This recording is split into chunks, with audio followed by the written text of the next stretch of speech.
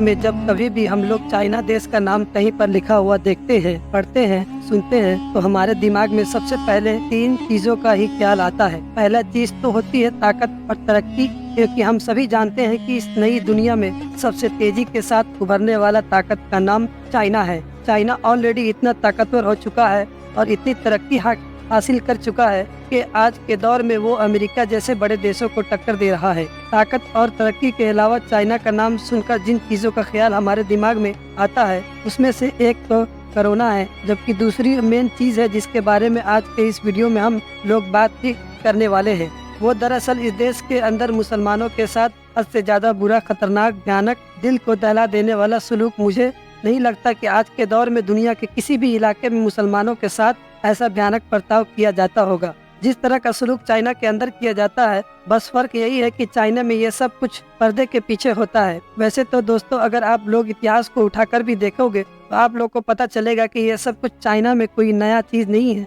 बल्कि यह तो आज से लगभग 70 या 75 साल पहले यानी कि 1949 में उस वक्त ही शुरू हो गया था, जब इस नए चाइना मतलब कि नए कम्युनिस्ट विचारधारा वाले चाइना का जन्म हुआ था। तब से ही लगातार यहाँ पर मौजूद सारे ही धर्मों को और उनमें से भी स्पेशली इस्लाम को और मुसलमानों को टारगेट किया जाने लगा है। और बदकिस्मती के इस वक्त के साथ ये चीज कम होने के बजाय लगातार बढ़ती चली गई। आज के दौर में यह अपने पीक पर नजर आती है, मगर जैसे जैसे दुनिया आगे बढ़ी और एडवांस होना शुरू हुई, वैसे मीडिया के जरिए से खुफिया बातें पता लगना शुरू हो गई और चाइना के अंदर चलने वाले इस खूनी और भयानक खेल का पर्दाफाश होना भी शुरू हो गया। पिछले कुछ वक्त सालों के अंदर ही हमने देखा कि लगातार इस तरह की रिपोर्ट आती रहती है जिसमें चाइना के अंदर रहने वाले मुसलमानों के हालात का खुलासा किया जाता है। किसी में बताया जाता है कि मुसलमानों को जबरदस्ती सुअर खिलाने की कोशिश की जा रही है, तो किसी में बताया जाता है कि दाढ़ी और हिजाब पर पाबंदी लगा दी गई है, तो किसी में बताया जाता है कि मोहम्मद के नाम पर पाबंदी है, तो कभी मस्जिद की हालत बयान किए जाते हैं।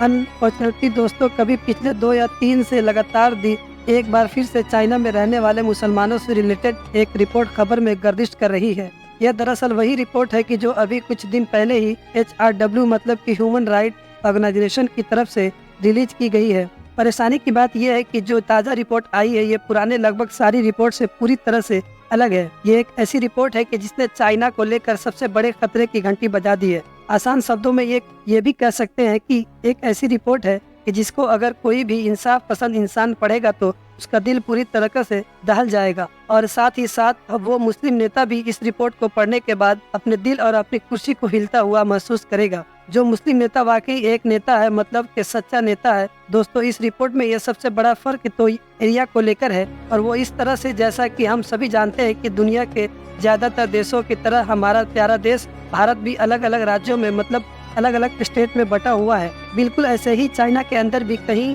अलग अलग राज्य है, अलग अलग स्टेट है। ऐसे ही एक स्टेट का नाम जिंजियांग है और यही वो स्टेट है, यही वो इलाका है कि जहां पर ऐतिहासिक तौर पर चाइना में मुसलमानों पर सबसे ज्यादा जुल्म सितम होता है। पिछली जितनी भी रिपोर्ट आती है वो भी ज्यादातर इस इलाके के बारे में बात करती है, क्योंकि इस इलाके में ही वो बिगर मुसलमान रहते हैं जिनका न सिर्फ एक बड़ी मात्रा में डिटेंशन सेंटर में डाला जाता है, बल्कि चाइना की तरफ से उनके ऊपर अलग अलग तरह के कायदे कानून थोपे जाते हैं और उनको टॉर्चर वगैरह भी किया जाता है। वजह अभी तक दुनिया के ज्यादातर लोग यही मानना था कि चाइना के अंदर जितना भी मुसलमान पर जुल्म सितम हो रहा है वो सिर्फ और सिर्फ इन इलाकों में बिगर मुसलमानों पर ही हो रहा है, वरना चाइना के दूसरे इलाकों में अलग अलग नस्ल के जितने भी मुसलमान रहते हैं वो तो सब मजे में है, वो तो सब फल और फूल रहे हैं, क्योंकि बाकी इलाके के मुसलमानों तो चाइना को कोई प्रॉब्लम ही नहीं। मगर दोस्तों, इस आने वाली नई रिपोर्ट में दुनिया के इस भरम को भी पूरी तरीके से तोड़ कर रख दिया है, क्योंकि यह रिपोर्ट को छोड़कर चाइना के 2 और राज्य मतलब कि अंशु और सिंधिया के बात करती है। रिपोर्ट के माने तो चाइना इस वक्त बड़ी तेजी के साथ अपने यहाँ जो मस्जिदें मौजूद है उनको या तो बंद कर रहा है या फिर तोड़ रहा है या उनको बदल रहा है, मतलब किसी भी इस्तेमाल में लेने की तैयारी कर रहा है। सैटेलाइट की तस्वीरों के मुताबिक चाइना की एक गांव के अंदर जो 6 मस्जिद मौजूद थी उसमें से 3 के मीनार और गुम्बदों को खत्म कर दिया गया, जबकि बाकी बची हुई 3 मस्जिदें जो हॉल के नमाज पढ़ते लिए उन हॉल के नष्ट कर दिया गया। इतना ही नहीं, HRW में जब ये जांच पड़ताल की तो उसको एक मस्जिद के गुम्बद की जगह पर बाद में चाइना के स्टाइल का घोड़ा दिखाई दिया मतलब जो चाइना में आमतौर पर बिल्डिंग के ऊपर बना हुआ होता है वो नजर आ रहा था। और यह बदलाव अक्टूबर सन 2018 से लेकर जनवरी सन 2020 के बीच किया गया। रिपोर्ट में यह भी बताया गया है कि चाइना गवर्नमेंट की हरकतों से परेशान होकर जब लोग किसी मस्जिद में जाना बंद कर देते हैं तो फिर चाइनीज गवर्नमेंट इसको बहाने के तौर पर इस्तेमाल करती है और कहती है कि जब यहाँ पर लोग आ ही नहीं रहे तो इस मस्जिद का काम क्या है, और फिर इसका या तो तोड़ दिया जाता है या फिर किसी और इस्तेमाल में ले लिया जाता है। साथ ही साथ चाइनीज गवर्नमेंट ने पिछले कुछ सालों के अंदर चाइना के अंदर जितने भी धार्मिक संगठन उनके ऊपर भी शिकंजा कसना शुरू किया। जिस भी धार्मिक संगठन का थोड़ा बहुत असर बढ़ना शुरू हो जाता है चाइना गवर्नमेंट की तरफ से फौरन उसको बंद कर दिया जाता है। गवर्नमेंट चाइना के अंदर ऑलरेडी बेशुमार धार्मिक संगठनों को बैन कर चुका है। दोस्तों, सन 2018 में चाइनीज गवर्नमेंट की तरफ से धार्मिक मामलों को लेकर एक नियम लाया गया था जिसके तहत ये कहा गया था कि अगर कोई भी धार्मिक संगठन बनना चाहता है तो उसको पहले चाइनीज गवर्नमेंट से इजाजत लेनी होगी और फिर उसके बाद अपना रजिस्ट्रेशन कराना होगा। अगर वो रजिस्ट्रेशन हो जाता है तो उसके बाद वो किसी धार्मिक काम कर सकता है या धार्मिक कामों के लिए चंदा ले सकता है। साथ ही साथ जो धार्मिक जगह होती है मतलब कि मस्जिद या फिर चर्च वगैरह, उनमें इमाम और पादरी वगैरह की नियुक्ति भी कर सकता है, मतलब कि खुद ही चुन सकता है। मगर दोस्तों, अब खुलासा ये हो रहा है कि सन 2018 के उन सारे नियमों को में बदलाव कर दिया गया है और उन सारे नियमों को अब और ज्यादा कठोर बना दिया गया है। कानूनों में बदलाव होने के बाद अब चाइनीज गवर्नमेंट जो धार्मिक स्कूल होते हैं मतलब कि मदरसा या इस तरह की चीजें उनको अपनी मर्जी से बंद कर सकती है और साथ ही साथ धार्मिक प्रोग्राम को भी अपनी मर्जी से बंद करवा सकती है। और किसी भी ऑर्गेनाइजेशन की तरफ से किसी धार्मिक काम के लिए 13 लाख से ऊपर का चंदा लिया गया हो तो उसका भी फौरन हिसाब किताब गवर्नमेंट को देना होगा। हैरानी की बात तो यह है कि सन 2018 में चाइना की कम्युनिस्ट गवर्नमेंट ने अपने देश के सिस्टम में बैठे हुए लोगों के लिए एक पूरा नोट जारी किया था जिसमें उनको ये वार्निंग दी गई थी कि देश के अंदर ज्यादा से ज्यादा मस्जिदों को बंद किया जाए और तोड़ा जाए और कम से कम मस्जिदों को बचाने के लिए की जाए। जितना ज्यादा मुमकिन हो सके इस ढांचे वाली इमारतों को ही खत्म किया जाए। दोस्तों, चाइना में मुसलमानों की ज्यादातर आबादी देश के नॉर्थ वेस्ट के इलाके में रहती है, जैसा कि सिंजियांग वगैरह। टोटल आबादी की बात करें तो लगभग पूरे देश में 2 करोड़ के करीब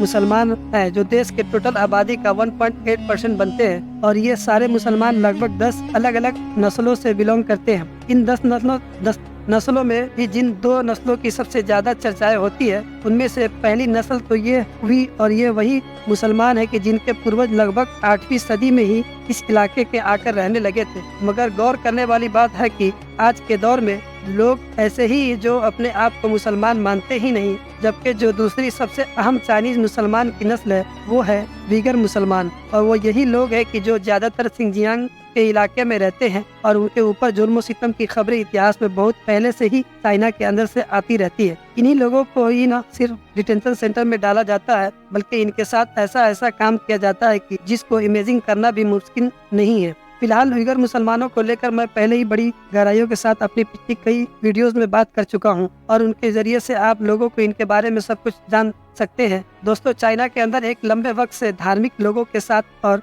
उनमें से भी स्पेशली मुसलमानों के साथ ये जो बुरा और डरावना किया जाता है, वैसे तो इससे पिछले बहुत सारी वजह है, मगर जो 2 सबसे मेन वजह है उनमें से सबसे पहली वजह तो है कि सीसीपी मतलब कि चाइना की वो पार्टी जो इस वक्त वहाँ पर गवर्नमेंट चलाती है। इस वक्त ही नहीं बल्कि चाइना में तो हमेशा इसी पार्टी का राज रहता है और इसी पार्टी का ही बोलबाला है ये कि पार्टी के और पार्टी के हुक्म के देश के अंदर सब कुछ माना जाता है। सीसीपी ऑफिशियली एक नास्तिक पार्टी है और यही वजह है कि वो हमेशा से धर्मों के खिलाफ रहती है। बल्कि कानून तो ये है कि जो इंसान इस पार्टी का मेंबर बन जाता है वो किसी धार्मिक संगठन वगैरह से नहीं जुड़ सकता। अगर वो ऐसा करता है तो यकीनी तौर पर उसके खिलाफ एक्शन लिया जाएगा। इसके अलावा जो दूसरी वजह है वो चाइना के अंदर धार्मिक लोगों का तेजी के साथ बढ़ना। 2017 में आने वाली एक रिपोर्ट में यह बात क्लियरली बताई गई थी, भले ही चाइना में पूरी दुनिया में अपने आप को एक नास्तिक देश के तौर पर दिखाता हो, मगर चाइना के अंदर 35 करोड़ के करीब ऐसे लोग हैं जो किसी न किसी धर्म पर यकीन रखते हैं और ये नंबर वक्त के साथ बढ़ने की आशंका भी है। इसी वजह से वहाँ के जो सीसीपी पार्टी है मतलब कि जो कम्युनिस्ट पार्टी है, इसको हमेशा से खतरा सताता रहता है कि अगर वहाँ पर धार्मिक लोगों की मतलब कि मजहबी लोगों की आबादी बढ़ेगी तो इससे हमारी सोच और हमारी आइडियोलॉजी कमजोर होगी और जब सोच और आइडियोलॉजी कमजोर होगी तो पार्टी कमजोर होगी और जब पार्टी कमजोर होगी तो चाइना की वो हुकूमत हमारे हाथ से निकल जाएगी जो सन 1949 में हमारे पास फिलहाल बात करें अगर चाइना के पर्सपेक्टिव से, तो जब भी इस तरह की कोई भी रिपोर्ट आती है तो चाइना की तरफ से हमेशा डिनाई कर दिया जाता है और वो कहता है कि इन बातों में कोई सच्चाई नहीं, हम तो हमारे यहाँ रहने वाले सभी लोगों को आज़ादी के साथ रहने की इजाज़त देते हैं और वो जो चाहे वो कर सकते हैं, जिस धर्म को चाहे उसको फॉलो कर सकते हैं। ये सिर्फ हमारे खिलाफ वेस्टर्न देशों का एक प्रोपेगेंडा है जो वो हमारी छवि बिगाड़ने के लिए, मतलब इमेज बिगाड़ने के लिए खड़ा करते हैं। फिलहाल दोस्तों, चाइना में रहने वाले मुसलमानों के इस पूरे मुद्दे को लेकर आप लोग क्या सोचते हैं और क्या राय रखते हैं, कमेंट बॉक्स में हमें जरूर बताएं। आज की अपनी वीडियो में हम यहीं पर खत्म करते हैं। वीडियो अगर अच्छा लगा हो तो वीडियो को लाइक करने के साथ साथ अपने दोस्तों के साथ जरूर शेयर करें और इसी तरह के नॉलेजेबल और हिस्टोरिकल वीडियो हमेशा देखने के लिए हमारे इस चैनल को सब्सक्राइब कर लें और अगर हमें फेसबुक पर देख रहे हैं तो फॉलो कर लें।